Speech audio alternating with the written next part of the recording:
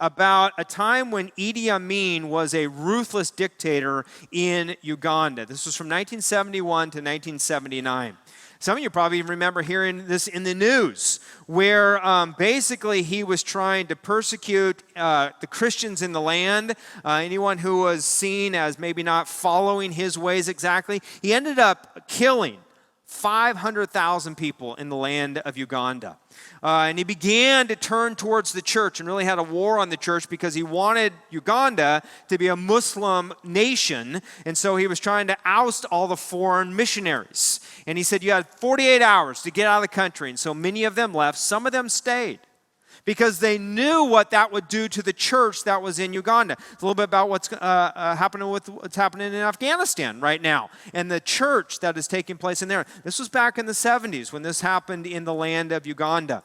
And the people remember. In fact, we took the trip up into the back countries of Uganda and heard people's testimonies all the way back to what Idi Amin did in the 70s, but even more recently of what the NRA had done in their land as well. Some of the same stories of people being surrounded by soldiers after they would come out of church, and how they would be beaten and persecuted because they were in church. How some of them would be imprisoned, even some of them killed, because they had been followers of Jesus Christ. And so the church just began to pray and said, God, would you protect us? Would you help us in this time when we know we have a ruthless dictator who is trying to exterminate and to execute so many Christians in this land? And then God did a God thing.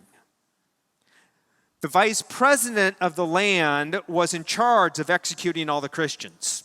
And it just happened to be that one day that he was going up to the land of Kampala from Jinja, and the Christians had already seen an archbishop, an Anglican archbishop, be executed, and so they know that it was going to come their way. And the day that he was supposed to sign an order for the execution of the believers to begin, he got into a terrible auto accident and broke both of his legs. He narrowly survived the whole accident, and immediately the focus was taken off of killing all the Christians and was put onto the plight of the vice president. And so the country, in a sense, focused now on the vice president and just left the Christians already in prison, left them to do what they were doing in their churches. And when the people who were in charge of the government weren't given orders by the vice president, they turned to the prisons and they said, let all the Christians go. What are we going to do? They're not telling us to kill them. We don't want to keep them in prison, so let them go. And that was seriously an awakening, because the evangelical church,